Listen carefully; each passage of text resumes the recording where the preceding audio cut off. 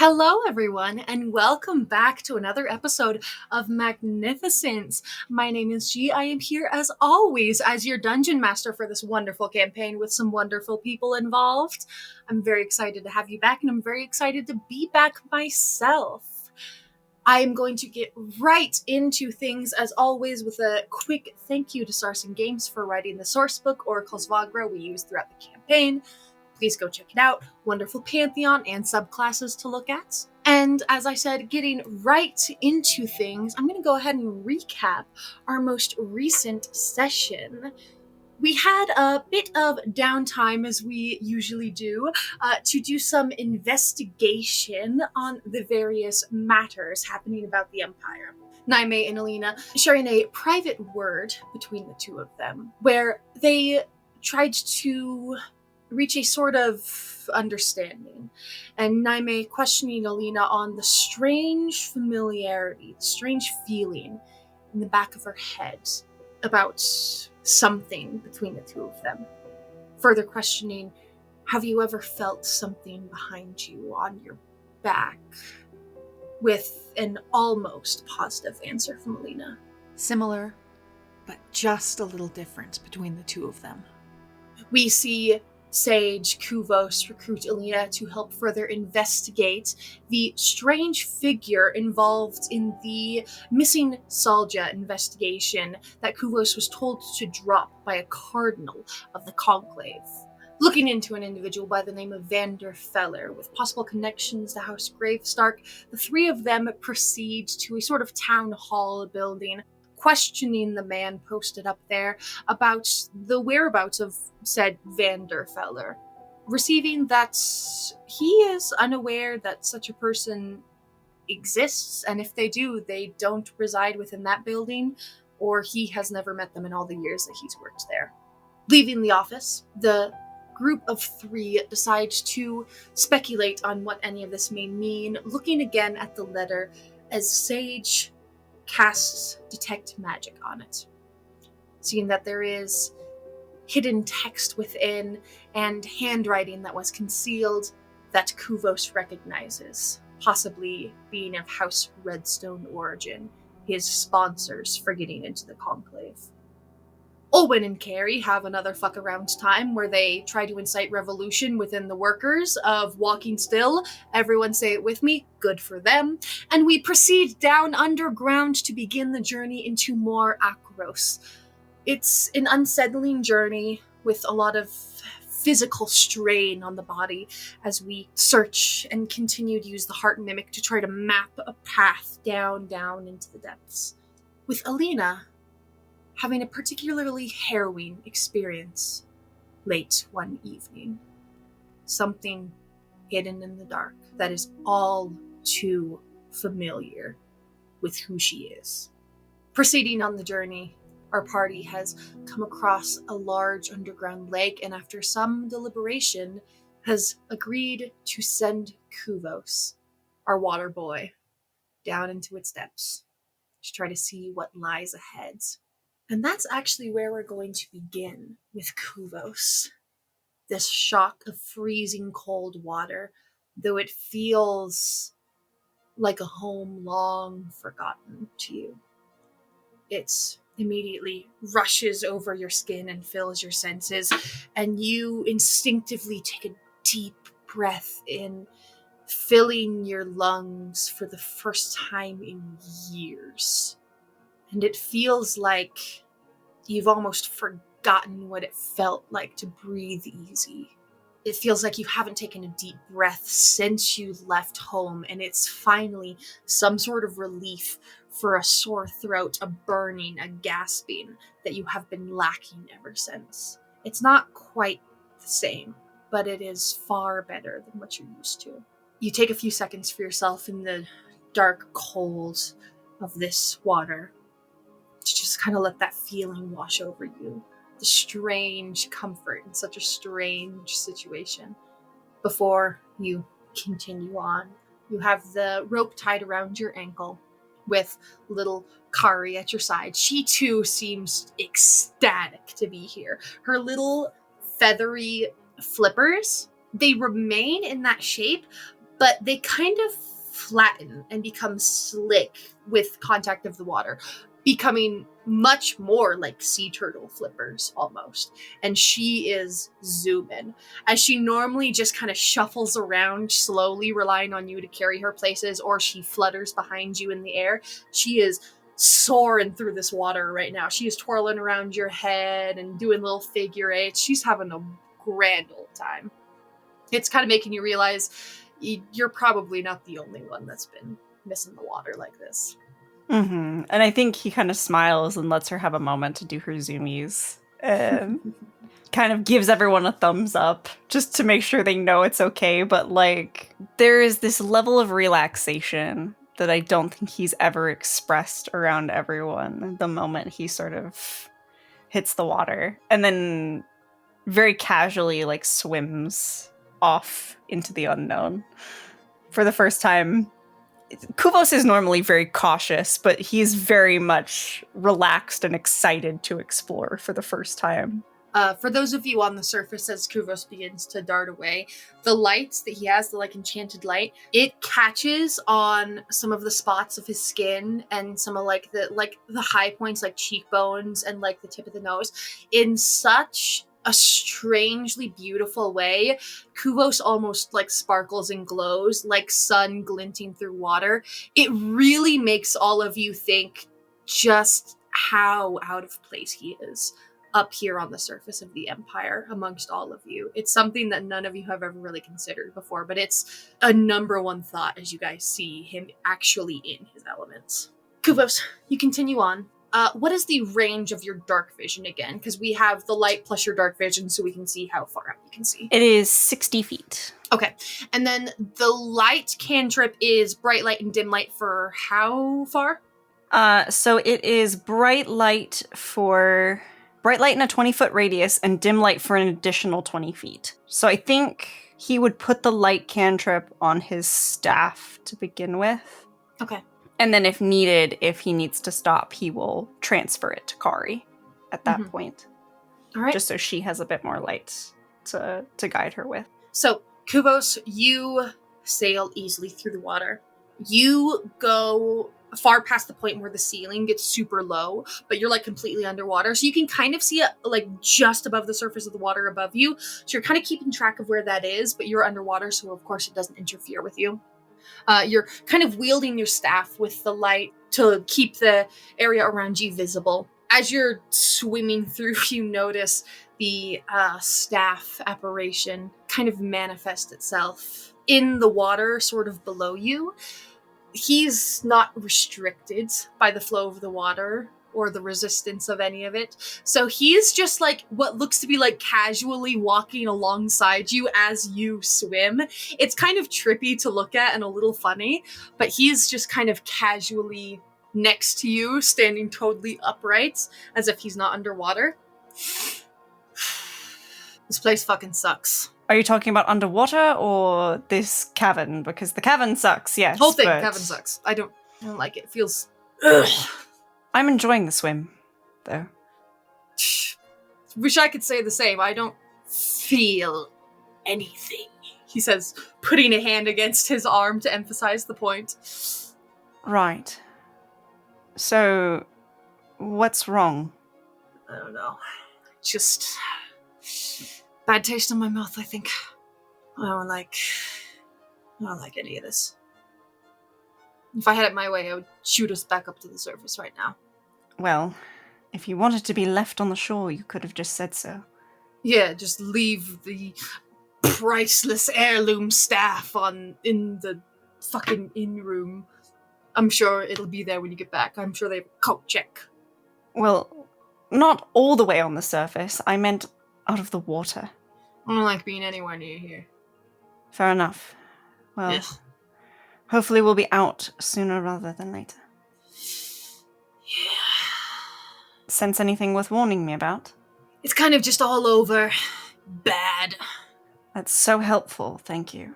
Yeah, you're welcome. Okay. Although keep in mind, everything is always bad. Keep a 360 swivel. Yes, you've made me aware quite a few times. Oh no, what's that? Turn back, he's gone. Khuvos shakes his head. gives Kari a quick scratch, seeing how excited she is, and just keeps swimming. She went down while you were talking to the apparition and come back. She has like a mouthful of like moss. He kind of looks it over to make sure it's safe for her to eat real fast. Just looks like normal, like mossy. Nothing out of the ordinary about it. She seems to enjoy it. Then he'll just let her keep on chewing. And all right.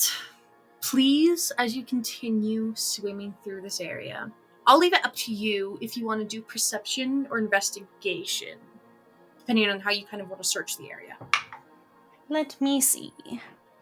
Well, it's an 18 on the die, and I have proficiency in investigation, so I think he's looking out for threats. Okay. Anything that would cause anyone difficulty, like the ceiling not extending above the surface of the water, things that he needs to be aware of if they have to swim through here. So that's an 18 plus 7 for that. So 25? As you're swimming through and exploring, pause kind of suspended in the water for a while. You are almost, you can feel the rope. It's almost maybe about to run out. You are like far in. Mm-hmm. It hasn't gone quite taut yet. You still have a bit of slack, but you still see the lake extends far beyond you. It is a massive undertaking to cross this thing. For you, maybe not so much. For the others, that's a different story. They can't swim as well as you and breathe as you can, meaning they would have to keep their head above water with the ceiling right there above them the entire time, if they chose to swim, that is. You're looking around. The bottom of the lake is far beneath you, too, at this point. Of course, as you've gotten deeper in, it's gotten much, much further down. So you're really just suspended in, like, murky gray blue. You don't see anything around you.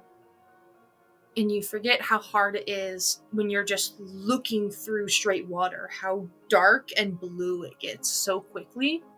You see no movement in the water around you. Nothing out of the ordinary. The ceiling above you hasn't gotten any higher, still about a foot of space. And several moments pass. You're at about the end of your rope. Nothing has jumped out at you. Nothing raised any alarms. So at the very least, you assume the first 100 feet or so have to have some sort of safety. He's going to look to Kari and sort of speak to her gently and say, "Do you want to look a little bit ahead?"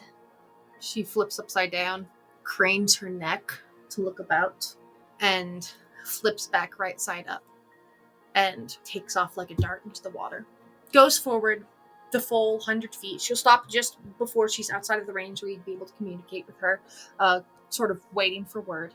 Mm-hmm. And whether you choose to just communicate telepathically or look through her eyes, you see the same thing, just a lot of water.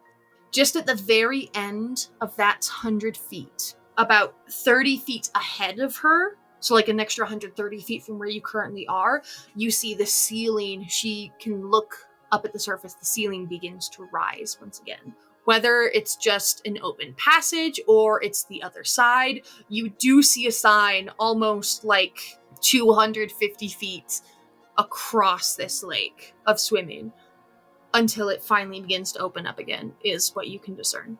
I think he's going to tell Kari in her mind, just, "Thank you, Kari. Come on back. Let's go tell the others." She twirls around, zooms back towards you. Mm-hmm. And he'll swim on back. So, Khuvos returns after several minutes, reports findings back to all of you. So, I will let you guys plan accordingly. I will tell you all this. If you guys are just straight swimming, it is going to be a series of athletics checks. This is an endurance thing. This is a large underground lake with very little space to navigate above the surface of the water. So it is going to be a series of athletics checks for you guys to keep up the endurance to get yourselves safely across. So that's what it's going to look like should you guys choose to all swim across. Khuvos will only be able to do the shape water for one person. So if you go two at a time, Khuvos and one other person, it will still be that endurance, but it'll be a bit of an easier DC because you won't have to worry about the ceiling because you can go underwater with the air bubble around your face, essentially. So that's what that'll look like. Is there any chance, one, that a couple of us could make it across to the other side and affix a rope to like make it easier for people to pull themselves across? And two, any chance that Carrie has a slightly lower DC on that athletics check? Yes, she does. Groovy. Okay. Yeah. I know what you're getting at. Yeah. Yeah. About how far did you say it is total, Khuvos? Well, probably about 250 feet. Something of the sort. In a pinch, I can probably get one or two of us all the way with a warp. It would tap me for the day on any bigger spell casting, but I can get maybe two of us across just through warping if we need to. Who are our weaker swimmers? Who's raising their hands? Who's got the worst athletics? Okay, yeah, I have -1. I have 0. Our whole party has really bad athletics, except for Suda, Naime. I mean, my athletics isn't great. Yeah, my athletics isn't great, but I'm just hoping that this is not actually difficult for me. Yeah, Carrie will have an easier time. My athletics is +4, so I think I'm okay. Oh, you have proficiency. Okay. You have to swim. We're gonna make you swim. Yeah. Sorry, you're swimming. So Olwen can swim. Caradron can swim. Naime, how are you? I do know how to swim, and Suda has been working out, shall we say. So I should have a better chance of making it. Perfect. Then I can use magic to help others at least not have to worry about breathing if they're weaker swimmers. If we want to go 2 at a time, aside from if... I think I would feel more comfortable if there was at least one person at the end. Can we maybe do 3 at a time? Because if I'm all the way on the other side and somebody needs help, I won't be able to reach them. Of course. You guys hear splashing next to you, just to the right. Everyone kind of looks over in alarm and you guys see Leto. Ugh. Oh, yes, we also need to worry about Leto. Dragging that big plank of the broken boat out from the bottom, because it was just a few feet in, dragging it out. He drags it onto shore, like soaked to the bone. I'm very bad at swimming. When did you get in? I just walked in. Anyway. I'm very bad at swimming. I will die. I will drown if I try. I am telling you right now. Does the boat thing he just dragged out float? We'll see. He drags it out onto shore. He's like cleaning it off. He like kind of looks at it, picks it up, gives it a shake, shakes a lot of the excess water off. I'm gonna roll a straight luck check. Above 10. That is 15.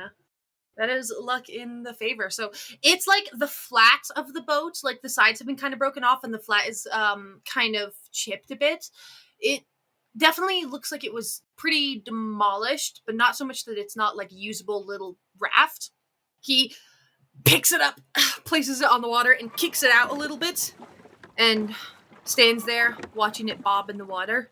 Looks over at everyone else, gives like a really big shit-eating grin, kind of wades into the water again, and tries to get onto the little raft, but it kind of tries to float away from him, so he just ends up kind of laying on it face down, like with his legs kind of still in the water, trying to catch it, and just... it keeps floating. It kind of dips into the water a bit, but it's almost like a pool noodle. It keeps floating, and he kind of like paddles his feet a little bit to turn back towards you. Leto. I just assumed because it was at the bottom, it wouldn't float anymore. Scientific theory! Tests! There's only a foot between the water and the ceiling. I'm pretty scrawny. So... I'm pretty, I'm thin. That's thin. fair, but if it does start to scrape you, then you need to get off the raft and into the water, and you can at least use it as a flotation device, but it's not going to hold you at that point. If it begins to scrape me, I will fall back into the waves and have a water burial. Because if I get into that water, I'll fucking die. You were just in there. I'll die. I will be here. And I lived in the water for years. Excellent. He holds the bag with the heart mimic to his chest and scoots up a bit further onto the raft and lays down. Let's not wait until everybody has gotten completely across. Maybe let's go once one group gets 20 feet out and then the other group can leave. Is Khuvos going to be helping like all of us across? Like, is he gonna take one group, come back for the other, and then help them the rest of I'm the way? saying I'd rather we not That was the plan. be on two extreme ends, though. Okay, so I'm assuming this will help. I don't know how much this will help by, but Owen is going to turn to Khuvos and says, could I borrow your hand real quick? He nods and holds it out. Okay. Khuvos, I don't know the creatures in the ocean, so I need you to tell me which of them make you feel more powerful when you think of creatures that swim in the waters. Which of them gives you the idea, the feeling that they could make it through no matter what? Something that could make it through no matter what. Well, my first thought would be something like a shark, though we would need a smaller species. Let go of that part, Khuvos. Don't think about what would make sense.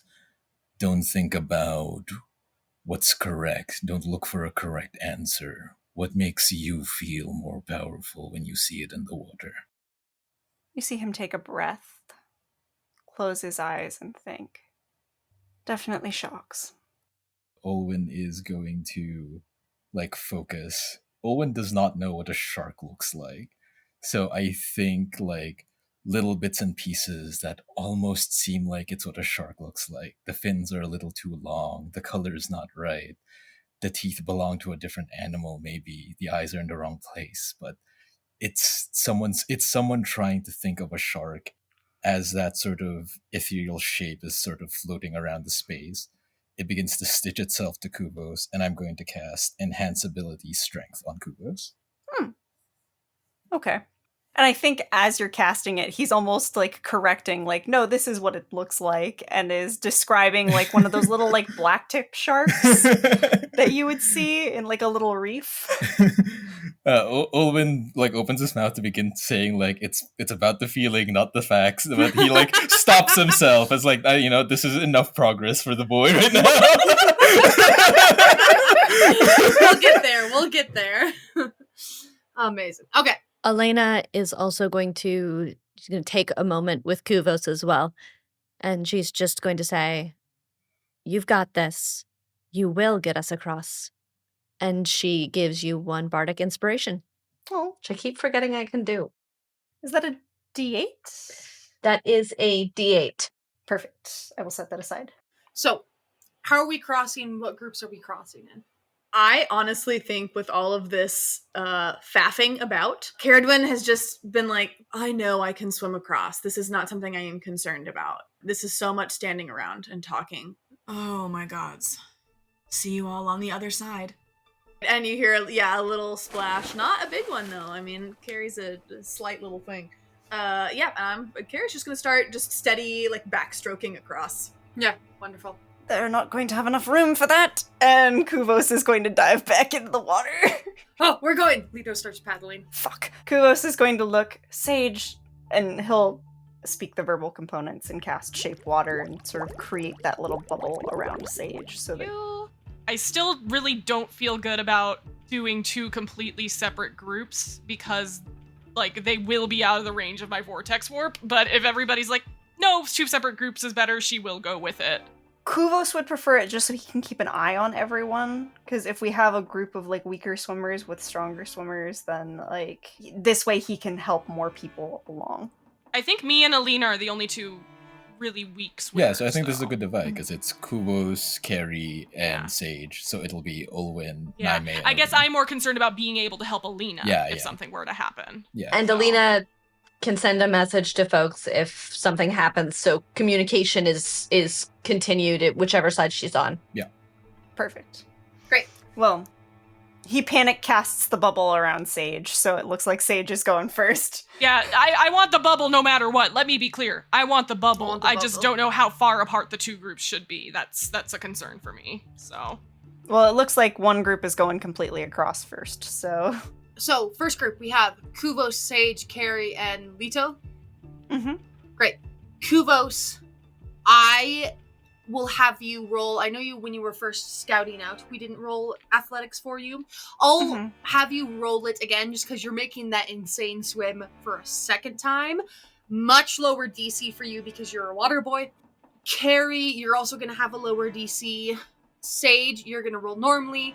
Leto is going to have a lower DC because he's on a paddleboard. 12 for Khuvos. 18 for Carrie. Good. Sage. 9. Perfect. Right on the money. That's what we need. No, mine was 13. Oh, you're right. 9 was theirs. You are correct. Wonderful. You fall behind pretty quickly. Nothing like you don't start drowning or anything right away. You are just not used to this kind of feats of like endurance. You guys swim the first 50 feet and Sage, you are lagging behind pretty massively. And you're already getting pretty damn tired. No mechanical effects yet. This is your first failure. But we'll see if you fail the next ones. So, everyone please make me another athletics checks. Same DC.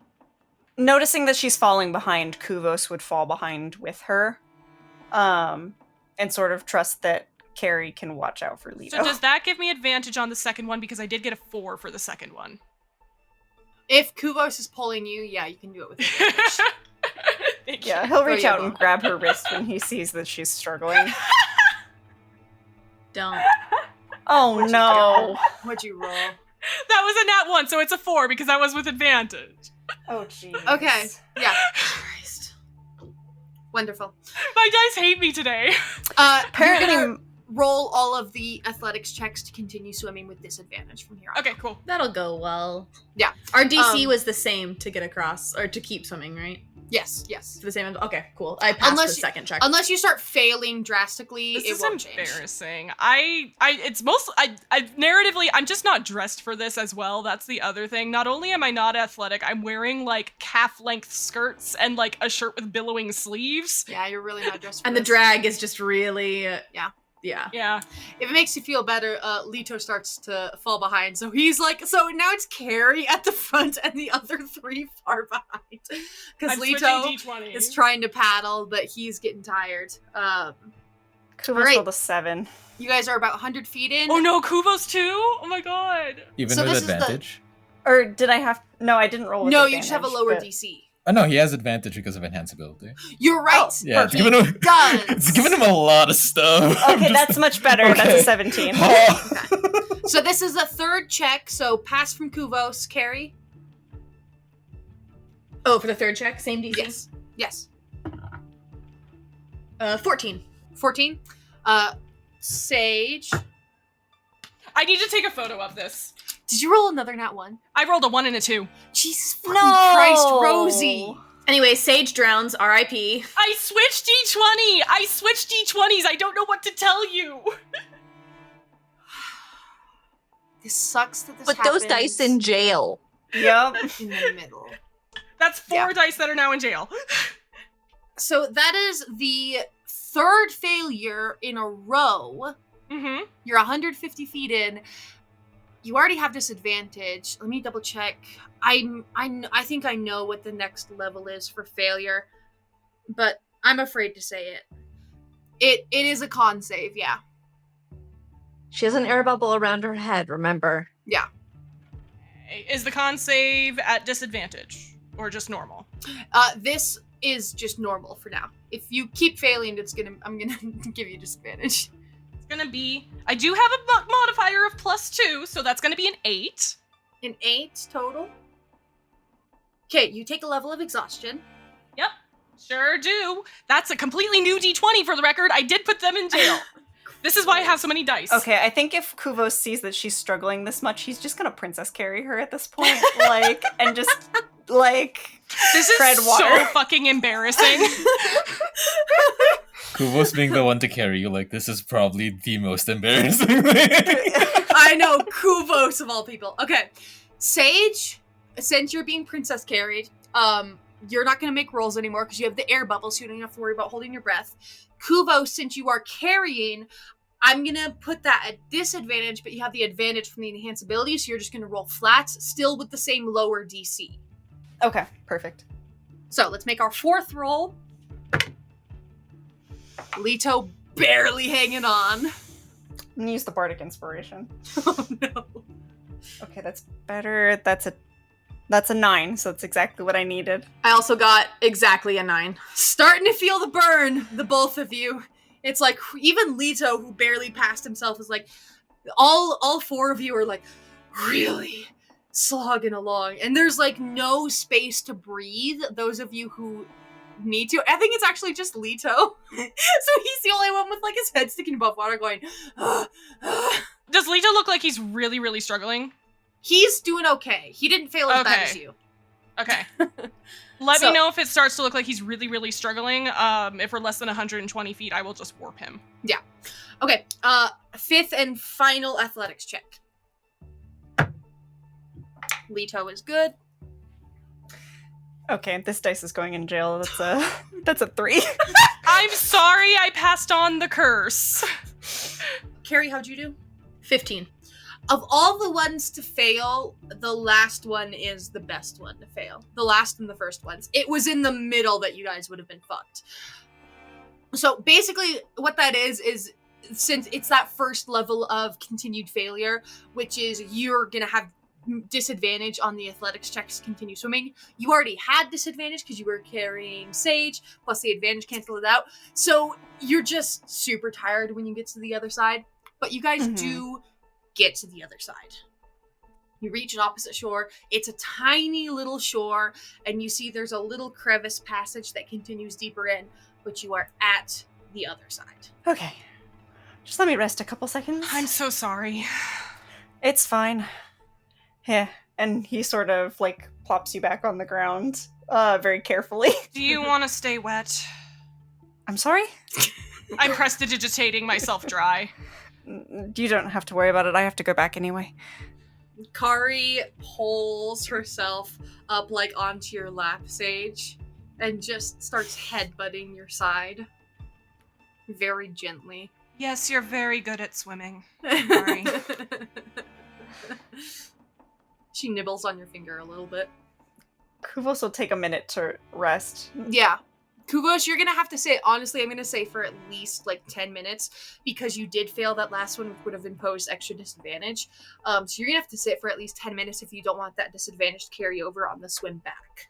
Okay, that's fine. I think waiting that long wouldn't bother everyone. As long as waiting that long wouldn't bother everyone else, then he would do it. After a reasonable amount of time has passed, Elena's going to cast Sending to Khuvos. Did you all get across all right? What's happening? Yes, we're all safe. Had to carry Sage. Give me a minute to rest and I'm coming back. And he'll take his time to rest before swimming back to go get everyone else. Leto will push the paddleboard towards you. Do you want the paddleboard? Do you want the boat? Honestly, that would be great for everyone else. And he'll... She saved my life. I would have drowned. Thank you, Leto. And he'll swim the paddleboard back with him. Thank you. He face plants onto the sand.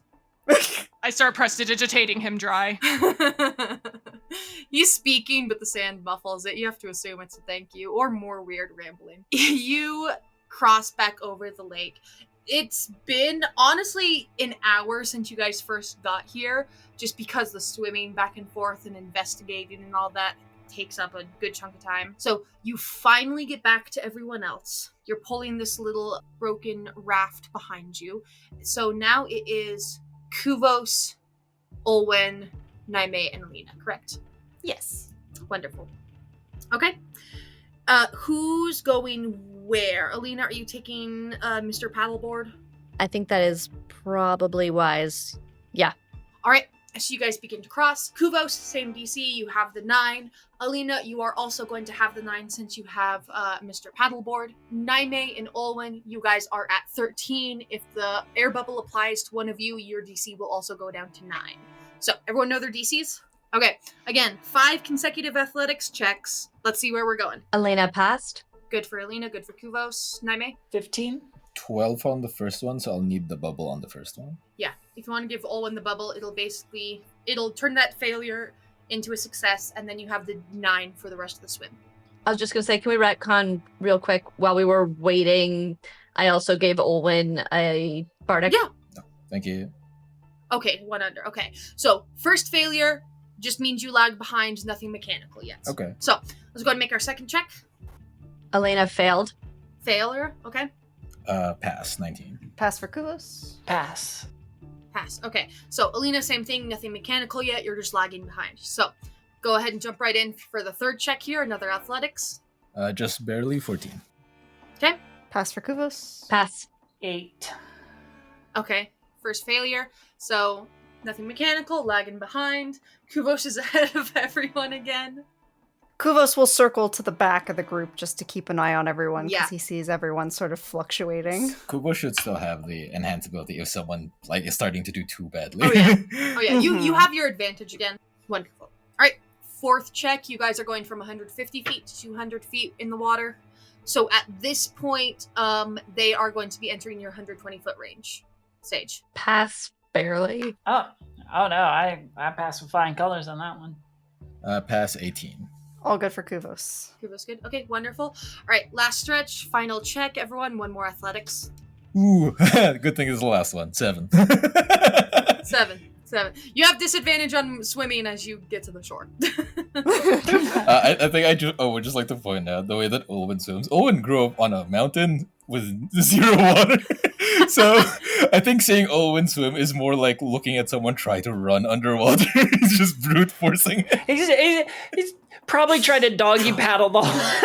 Yeah. I think Khuvos at some point would have bumped him and shown him how he's swimming through the water to be like, do this. But no, Olwen just keeps trying to brute force it. He's just like realizing, right, this person probably has never swam anything before. Yeah. Like, surprised you even know how to swim, man. Come on.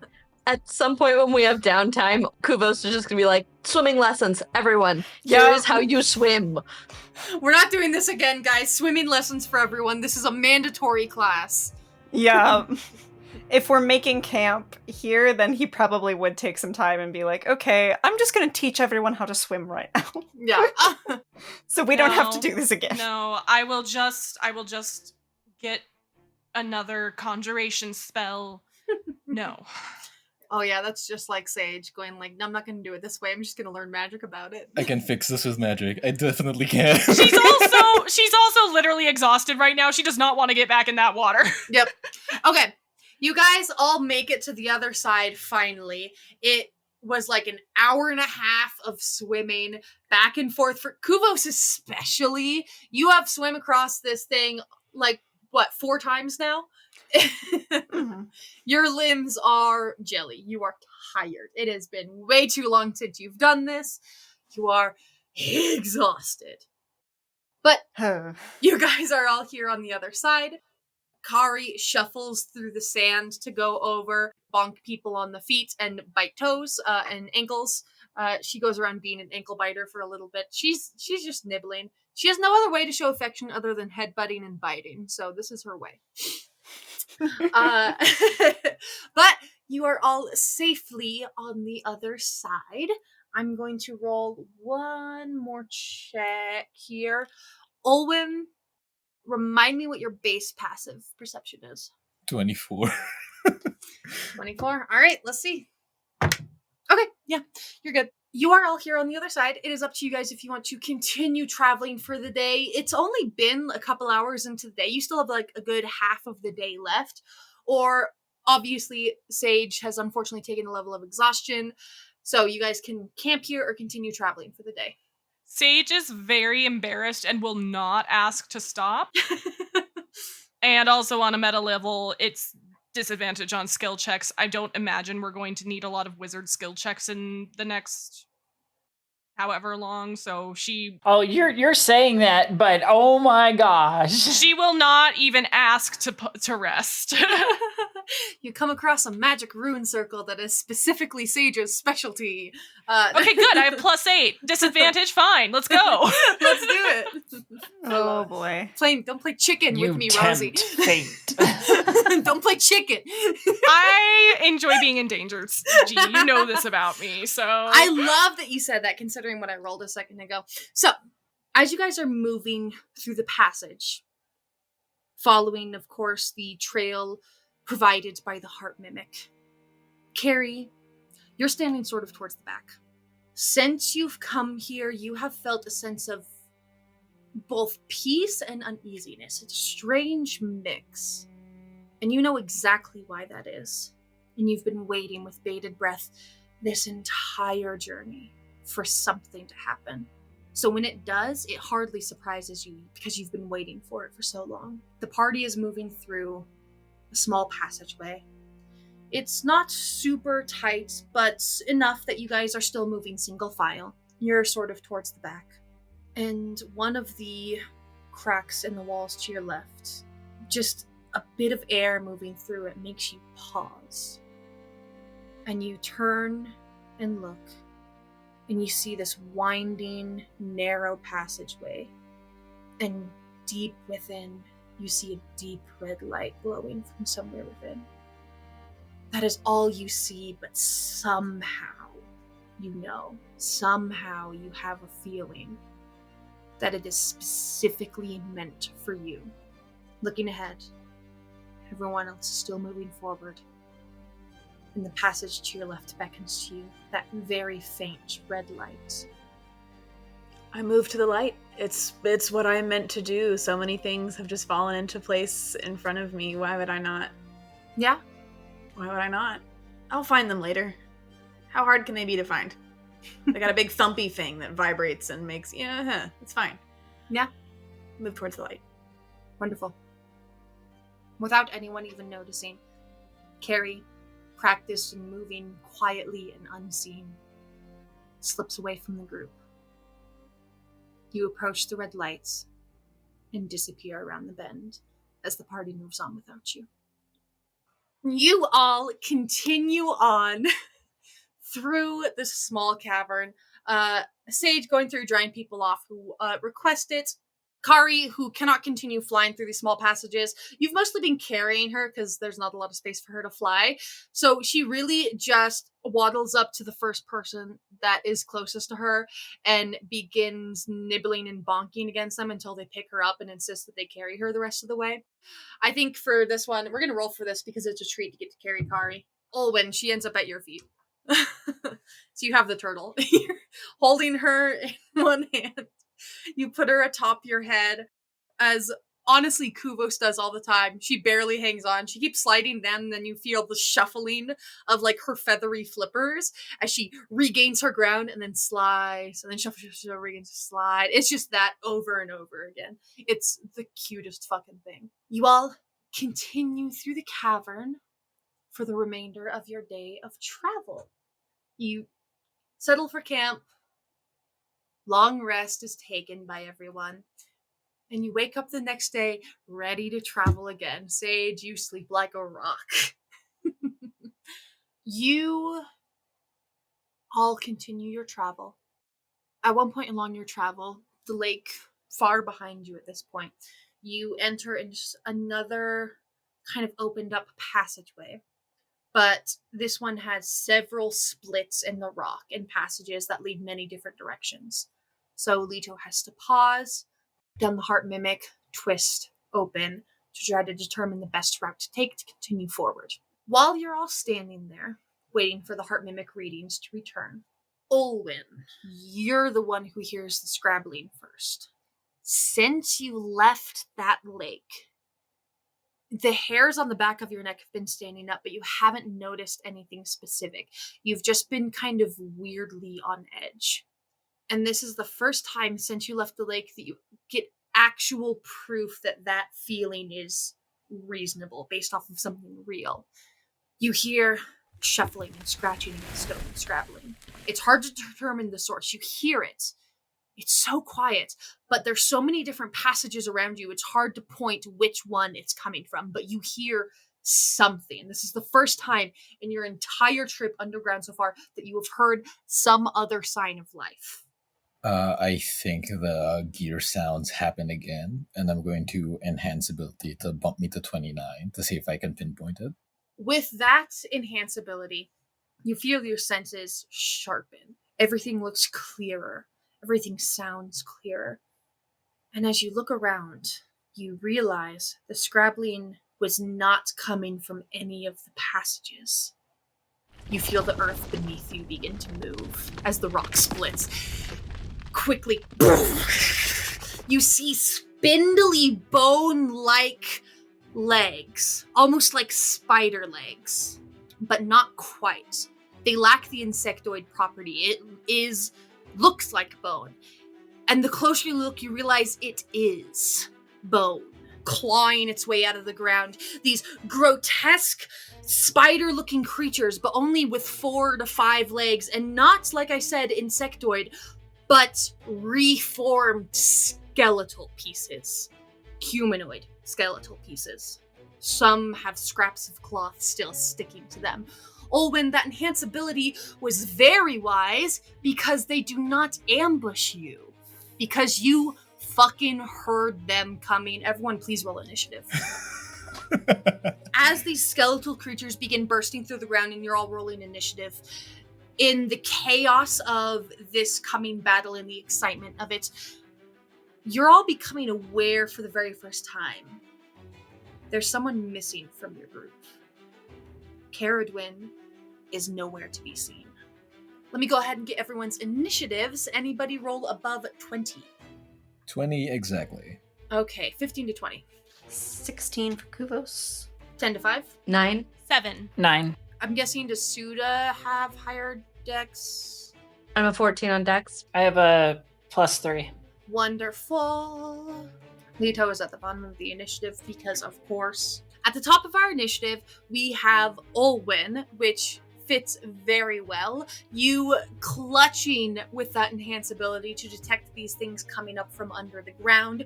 You see as they all burst through, like I said, they're spider-like in their build, but they're made out of bone. So basically recycled pieces of humanoid skeletons that create these 4 or 5-legged creatures that now scuttle around and seem to cut and break through the rock with ease. But they burst up from beneath you and begin to spread out and surround you and your companions. So, Olwen, you are at the top of our round. Please, what would you like to do? I think Olwen, as this one like sort of sprouts like from the ground next to him, has very little time to think, so he grabs the 2 short swords from his side and just makes 3 swings at it immediately. Wonderful. Yeah, absolutely. I think that is 24 to hit. 24, you said? Yeah. Yeah, that hits. Okay. I thought you said Yeah. miss. It's like, no. Yeah. So the one closest to you, you swing at it with your short swords. 24 absolutely hits. 14 to hit on the one after that. 14 to hit the one after, just misses. And third one. Okay, third one's natural one, so just 1 hit. I will plop a favored foe on the one that hit. Got it. So that is okay. That is 14 points of damage. 14 points of damage. Ooh.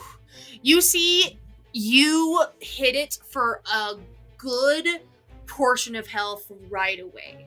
These things don't seem to be the strongest. There's just quite a few. I'm assuming no, but is there any way for me to like squeeze in between this thing and Sage so that Sage isn't next to it when like it gets to their turn? Since Sage is directly next to you, the skeletal spider creature is basically right in front of both of you. Okay. So it's kind of difficult to navigate yourself in a way to block her off. It's just it's unfortunately just come up from underneath right next to the two of you. Okay, got it. So I'll use my movement to, after making those 3 quick swings with the short sword, Olwen is going to kick backwards to try and bait an opportunity attack from it. and is going to dash to Khuvos' side so that he's blocking the path of these two from getting to Sage and Khuvos. Yeah, it's absolutely going to take it. Yeah, that is going to be a 16 to hit. That just hits. It rolled pretty bad on damage, so you just take 5 points of slashing damage. Got it. I'll take the 5. And let me roll concentration on favorite foe. Yeah, it's fine. Hey, that's it. Beautiful. So you go engage, you go get into melee range with the one that is closest to Khuvos. The one that you just hit is looking pretty hurt, and that is the end of your turn. The skeletal spiders are actually going to go next. The first one that you hit, that you hurt pretty badly, is going to immediately run up on you once again, Olwen, and make another attack on you. It misses with its attack, and with that miss, the other 5 skeletal spiders are going to move in on everyone else. We have 3 that are near Suda, Alina, and Leto that are going to move in. We have the 2 near you, not including the one that you already hit. They're going to move closer. Basically, there are 3 on Leto, Suda, and Alina, and there are 3 on Sage, Khuvos, and Olwen, but the 3 near Olwen are just focusing on Olwen at this point. They are all going to make their various attacks. The 3 by Leto and the other 2 are going to attack. Each one of you are going to take an attack. So, Alina, the 1 for you misses. It's only an 11. Naime, it is going to hit. And for Leto, it is going to miss Leto, surprisingly. So we only hit Naime with the 1, and you are... What was the final total on that one? It was 22. Okay, all right. It rolled pretty high. You are going to take 6 points of slashing damage, Naime. The other 2 miss, and the other 3 near Olwen, one of them has already taken their attack, so the other 2 are going to also attack Olwen. First one also misses Olwen. The final one, Christ, man, also misses. These guys are not hitting well. They do best when they get to ambush, and they did not get to ambush. All right, majority of them miss. Only a few of you take a little bit of damage. At the end of their turn, we have Khuvos. Yes. So he had his hand on his water skin. He was planning on going an ice knife route if they got close enough together. But seeing as they've now bunched around his friends, that doesn't seem like a likely option. So instead, you watch as the ground trembles and a familiar earthen hand emerges out of the ground right behind... Olwen is surrounded on 3 sides. The one that is directly across from Khuvos and where he sees the one behind Olwen, that hand is going to rise up behind it and sort of grasp around its strange body. So that is going to be a strength save from the creature. Believe it or not, these things don't have good strength. Rolled pretty well. It is actually rolled a 13 total. It's a DC 15, so he fails. Beautiful. There's not a lot of things these things could roll to beat that DC. I just rolled 2 6s, so it's 12 Amazing. points of bludgeoning damage as this thing clamps down around it. One of the ones engaged with Olwen, your earthen grasp raises out of the ground. The rubble that's already been, destroyed from them bursting out, it, forms out of that and does a pretty good hit to this thing. And it's also restrained. Beautiful. Love that. That's my turn. Beautiful. Lena, you are up next. All right. First off, Elena is surrounded by 2 of them, one on each side. And so I think without even being consciously aware of it, her eyes are going to go dark and her necrotic shroud will come out. So dark wings kind of come out and sort of encircle her. So creatures other than allies within 10 feet must succeed on a charisma saving throw, DC 15, or they're frightened of me. Wonderful. This is for frightened, you said? Yes, it's 10 feet. All of them are fine. Great, they're immune to being frightened. You activate that, and you're looking around. You have the 2 of these skeletal spiders on either side of you, and you see in the shadow of a far corner of the cavern that long hair obscured from the light for just a moment. And you feel a sense of pride almost. Oh shit. But it is quickly gone as this effect of yours fails to capture any of the enemies in its aura. Strange trick of the light it had to have been is gone. She's gonna cast a Dissonant Whispers at... Let's keep it at first at first level for now. So Wisdom 15 save on... Let's do the one that is closest to her and Leto, that's near the two of them. So there's one kind of near the two of them that she gets just to protect Leto a little bit. Yes, that is the one that attacked Leto and also close to you, so you target that one. What is the save for that once again? Wisdom 15. Wisdom 15.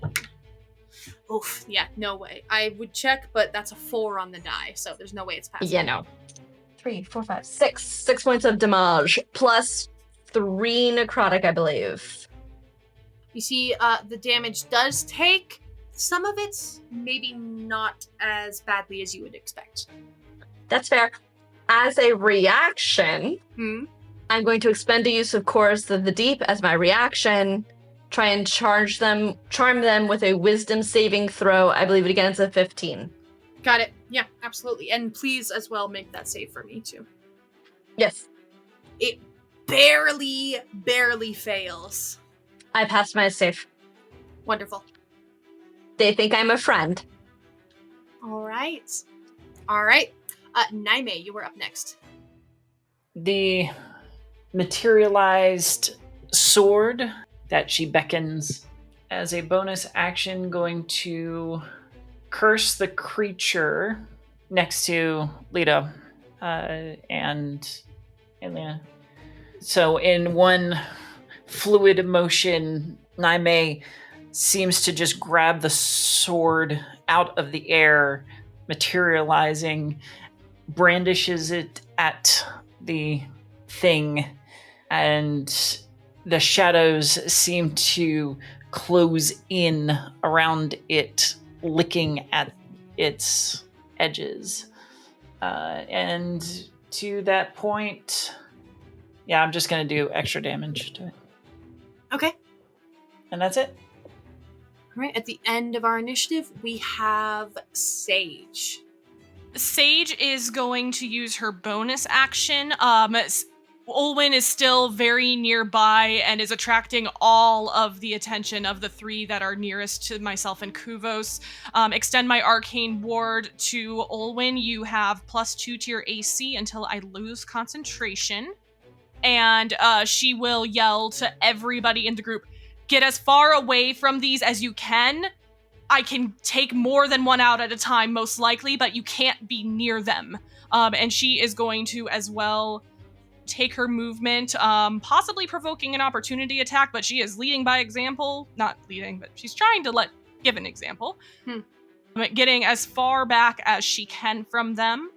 If you would like to make an opportunity attack, G. It absolutely will. And misses horribly. Goodness. Great. Wonderful. Gosh, didn't even have to cast shield. These things are so bad. And I will firebolt the one that is of the 3 that were all swarming and attacking Olwen. I know one was in the earth and grass. Was there another one that had already taken damage, or the other 2 still full? Yes. The first one that just took the opportunity attack on you, that's the first one that Olwen attacked and took a big chunk of its health. So that one still hurt. I will aim a firebolt on that one. Beautiful. That is dice number 7 going in jail. Does an 11 hit? I rolled a 3 + 8. 11 does not hit, I'm sorry to say. Jesus Christ, Sage. Get it together. What is up with your dice today? Get it together, Sage.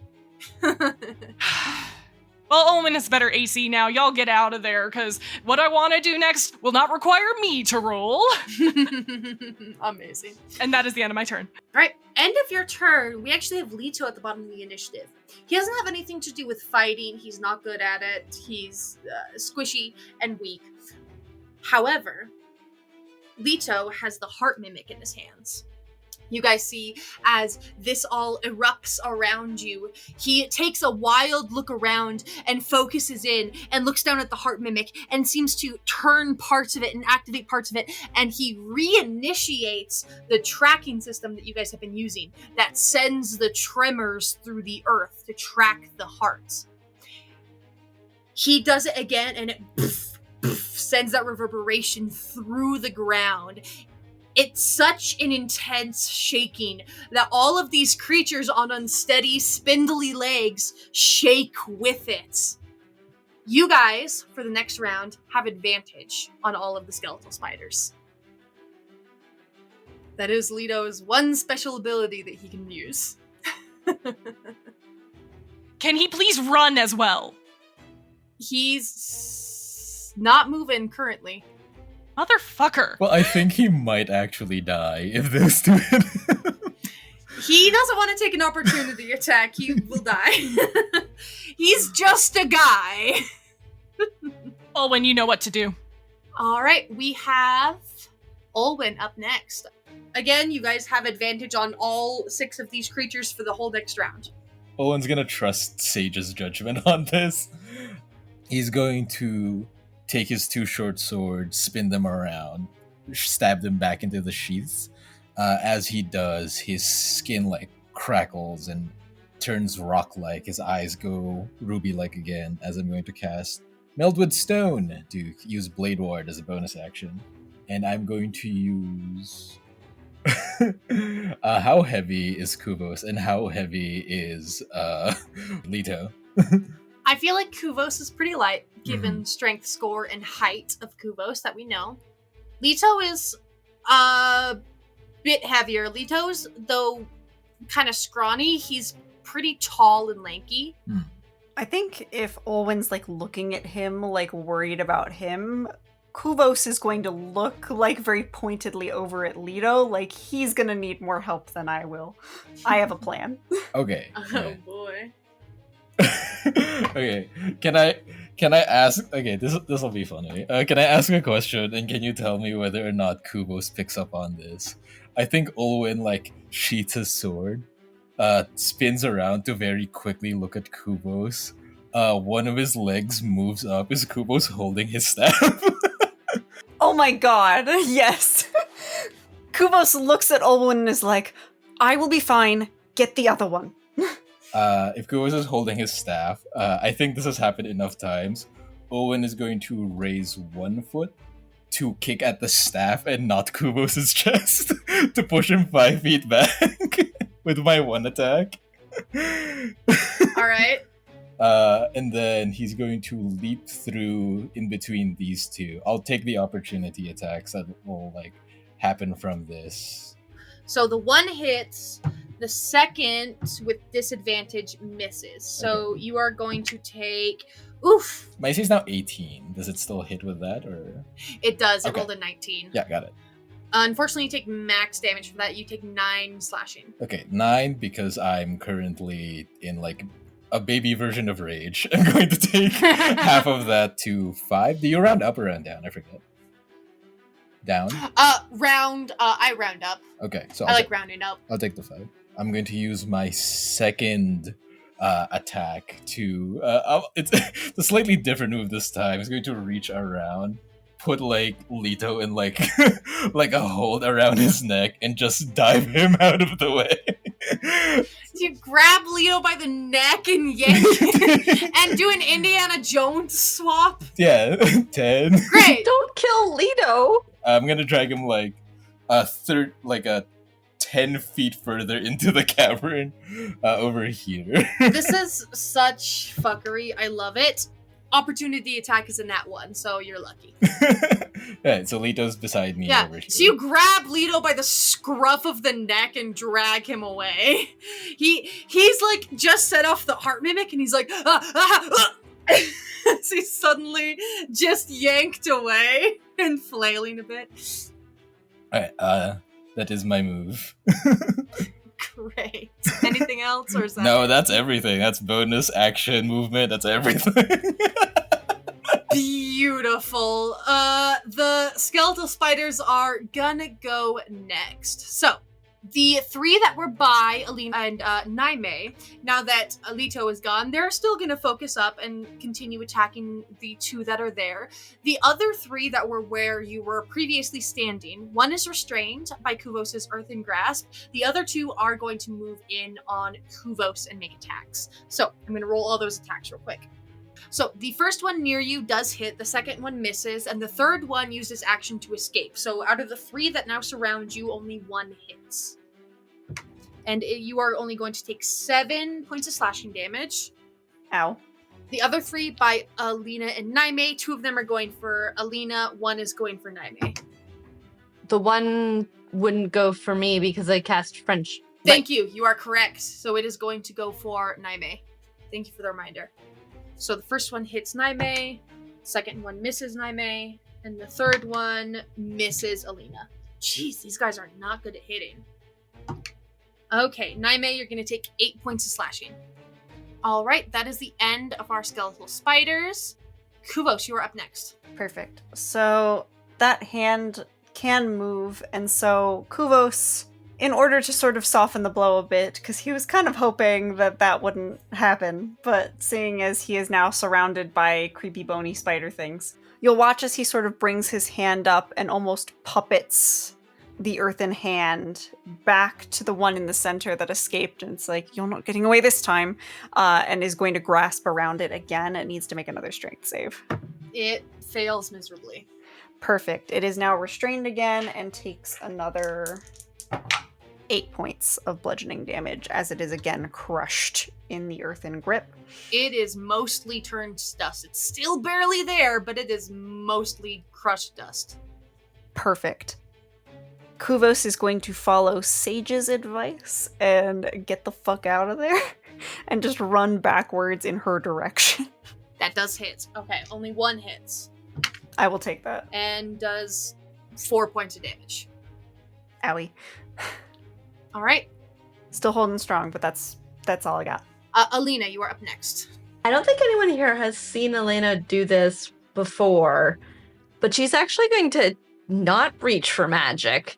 She's pulling out her rapier, and so there's this shink as it comes out, and she holds it out, not to the one that she has charmed, but to the other one. She's going to pull her rapier out and slash at them, high-low cut, trying to get them. Got it. Wonderful. Partly because I want to roll an attack roll, dang it. Also, I think you said we have advantage on it, correct? Yes. That's a reason. That is a 12 plus 5, so 5, 6, 17 to hit. Absolutely hits. All right. 1d8 plus 2. Ooh, I got 8, so 10. 10. Ooh. Plus 3 necrotic. Good chunk of damage from it. And then the one other thing I'm going to do, I'll take the potential hit and try and get out of the way, as has been requested by Sage. Got it. We'll go ahead and do those opportunities. They've been rolling terribly. Nat 1. Nat 1! It's... Well, only one, because the other one's charmed. You are correct. I forgot. However, I did roll nat 1s for both. I have to share that, which is insane. Fair. What? I passed on my luck. What the hell? So yeah, Elena just kind of backs up, sword still out, dodges the attempted attack, and just gets out of the way. The one looks at you with admiration in its empty skeletal sockets. The other one snarls and attacks, but misses horribly. Point of interest, I end up back where the shadow was, I assume. I'm gonna say. Yes. Yeah. There's a little incline. You're kind of on a raised area of this cavern, and you kind of slide down the incline and retreat a bit, and you realize at the end of your turn as you're standing there, the air is just cold. All right. Naime. Those shadows that make up Naime's blade begin to creep up her arm and encase her entire form in shadow until only her golden eye is peering out, i.e. casting blur, since nobody got to see the little or hear the little side quest. That's how I described it. Amazing. I love it every time. And she is going to reposition toward where Owen is and block. Now, Owen, you got it, right? Now, she's going to dodge past the line of creatures toward where Sage and Khuvos are. So I think that might be however many attacks of opportunity. Yeah. The 3 that were near Khuvos that you're going to pass by already took their reactions to attack Khuvos. One of the ones that you're nearby tried to get Alina, so you're only going to take 2 total. 1 misses and 1 does hit. Did they roll a disadvantage? Thank you. They do miss. Woohoo! All right. So you get away scot-free, bobbing weaving through these guys. All right. Amazing setup from everyone. You guys clear the battlefield at Sage's request away from all of the enemies, meaning the center of this chamber is now just the skeletal spiders.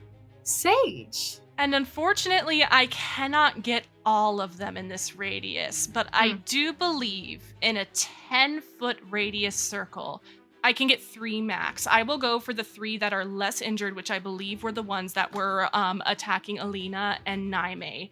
And this also works because I think narratively the center of this. Sage reaches out with a bit of her ward and puts it around the heart mimic that is still stuck in the ground where Leto had been yanked away from it. She uses this abjuration to contain the tremors that the heart mimic was producing for a few moments, and you can feel them. You can see almost the air shimmer of her ward almost heating up, and then she releases it, and those tremors, having kind of bounced around inside that and gained more momentum and gained more power, let out in a boom as I am casting Shatter on these. I need Constitution saving throws from these 3. Yeah. They will take... now, would you say that these are made of... No, okay, so it's not bones, because bones are organic. So 1 succeeds, 2 fail. Okay, so the one that succeeded takes half damage. The 2 that fail take 14, so 7 to the one that succeeded. Extremely hurt. 14 to the other 2 also go from full health to super hurt. I am still maintaining concentration on the ward on Olwyn, so I will not use a bonus action, and that will be my turn. Wonderful. Leto, at the end of that turn, does a cheer. We're going back up to the top of the round with Olwyn. Olwyn, right after the thunderous boom from Sage's spell, is going to rush forward towards the 3 that look like they're falling apart from the impact of the spell, and going to engage with them, pulling his short swords back out, and Amazing. taking a swing at the first one he runs into. Okay, that is... I believe that misses. That's 11. That is 16. 16 definitely hits. That is 5 points of damage on the first attack. The first one that you hit, these 3 that were hit with Sage's spell are all pretty hurt, so that first one you hit falls apart. What bones are not dust are now scattered about, and it is gone. Okay, and continuing momentum as he takes those 2 quick swings is going to continue rushing forward to try and almost tackle this thing with the sword on the side. Got it. 22. 22 definitely hits. I'll pop another favored foe on this one, on the last hit. So that is another 5 on the last one. So that's 2 of them gone. Olwen's going to take one last step forward, engaging the last one that survived the explosion. And the way that Olwen fights with his short swords, it doesn't look like a trained soldier. It looks like a rabid animal that has like swords instead of claws. Love it. I love it. That's everything for Olwen. All right, with 2 of the skeletal spiders down, we have 4 remaining. Starting with the 3 that were on Khuvos, the one is going to take its action again to try to escape restrained. Fails terribly, is still restrained. The other 2 are going to move in towards Naime, as she is the closest, and make their attacks. That is a horrible miss. And that is another horrible miss. What is going on with these things? Yeah, they both move in on Naime and miss horribly. The last one that is engaged with Olwen is also going to attack. And your AC is 18 now. Because you still have that arcane ward. Yep, that is right. In that case, because of that, it misses. I'm useful. That is all 4 of the remaining ones. Not a single one hits. Khuvos, you are up next. All right, perfect. He's just using that action to do his usual crush the one that's still stuck in the grasp. You'll watch as it sort of crushes down more and you hear the cracking of bone. It needs to roll another strength save or risk being crushed. There's no way it's succeeding. That is a nat 1. Perfect. Then it crushes the bone spider into dust. Yeah. Just poof, a cloud of bone dust in the air. And he is going to go ahead and that was its action, so I can't move the hand again, so it's going to stay in place, but Khuvos is keeping an eye on one of the other 2 that are now in front of Naime to move that spell. Okay. End of your turn. We have Alina once again. I'm going to try and cast Crown of Madness on the one that is near Naime, but a little bit farther away from her. Got it. So they need to succeed on a wisdom saving throw or they charmed by me for the duration. While they're charmed, there's a twisted crown of jagged iron. It's a whole thing. See if they pass first. I don't believe a 12 will succeed over you. So then they need to take use their action before moving on each of their turns to make a melee attack against a creature other than themselves that I choose. And I'm assuming you're choosing the one right next to it? Exactly. Got it. And then if I can as a free or a bonus action, I'm going to call out, let those 2 fight each other. I'm trying a thing. You see the twisted iron sprout from the bleached skull. And for a moment, it's a bit reminiscent of another iron-headed creature that you guys fought before. That is my turn. Beautiful. Naime. Still encased in inky black shadow, the silhouette that is Naime is going to swing out at the one in front of her.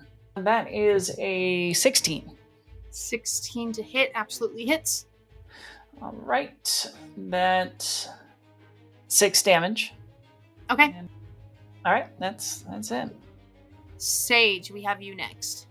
Second verse, same as the first, I guess, because we do still have 2 that are clustered up there. I know we want to let them fight each other, but, the other one is a little further down around the bend, probably has some cover from my ranged attacks, like my cantrips and that kind of thing. And this, I've got to be honest, Sage doesn't have a lot of damage spells, so I'm going to need some Constitution saves as I keep those tremors going and cast Shatter once more. Got it. The 2 focused right in front of Naime. You cast Shatter once again. I cast Shatter behind them so that Naime is not also inside the radiance. I'm not centering it on them, I'm centering it behind them. Understood. Both fail miserably, which sucks, because con is the one thing that they're, good at. It happens sometimes. That's going to be 13 thunder damage to each of them. They are both turned to absolute dust. Just emphasizing those tremors from the heart mimic. You thought it was bad before, baby, let's go. Yeah. Oh yeah, the whole cavern is shaken. And I am still concentrating that ward on Olwyn. I think I am just gonna leave it at that once more. Yeah, end of the round, it's Leto again who gives another cheer, and then we have Olwyn once more at the top. The only one left is the one directly in front of you, my friends. Stab, stab, stab, stab. Yeah, that's a 21 to hit, a 23 to hit, and a 22 to hit. Don't even roll damage. It's obliterated. It's done. It's done for. Yeah, it's gone. Excellent work, everyone. I think at some point as Owen's stabbing his swords into the thing is already gone. He's stabbing the ground at that point. Oh, yeah, it's still going. Yeah, you guys obliterate these things, taking a few pretty good hits in the process, but nothing too bad. At the end of this harrowing battle, Leto runs up really quick and slides to his knees next to the heart mimic and scoops it up immediately, looking it over. It's a bit dinged up, but Athens' craftsmanship is so fine that she knew you guys were going down into a constantly shaking, volatile cavern and made sure it was super tough. So he scoops it up, holds it in his arms, literally like a baby, sighs in contentment, and looks at everyone else. This is why I brought you all along, especially you, my friend. He claps you on the shoulder, Olwen, looking down at the one that you're still stabbing. Very fine work, very fine. That is, Hold this. He passes you the heart mimic and crouches down to the remains of the one that you destroyed. Looking at the scraps of cloth I mentioned were still stuck to some of the bones. And he cocks his head to the side curiously. Leto, do you recognize something? It's not more crystals, is it? He pulls out of the wreckage, still pinned to the cloth, like a golden sigil, like a golden pin. Emblazoned on it is the symbol of House Talcaster. I gave these to the mercenaries before I sent them down so they could have a symbol to show they were working for me. I gave these to the mercenaries who disappeared down here. So they did make it this deep. He looks around at the wreckage of the multitudes of humanoid skeletons that were taken apart and put back together in these strange spider-like creatures, counting mentally the number of skulls. They did, apparently. And this is not all of them. I sent many more mercenaries than this, which means we are going to have a lot more companies than we thought. Then let's get going. That was a lot of noise. Give me my boy. Takes the heart mimic. Leto looks honestly a tad shaken about this, but kind of keeps his face up. Alina, you're the only one that really notices it, just because you know him so well. But he tucks away the symbol of House Talcaster, cradles the heart mimic, closes it, twists it closed. I'm just mostly concerned about what did this to them. With that, I'm going to end this session here, everyone.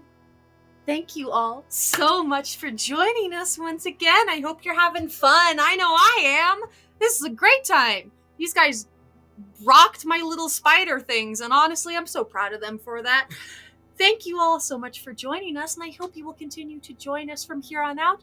We will see you all next time. Thanks. Bye-bye. Bye.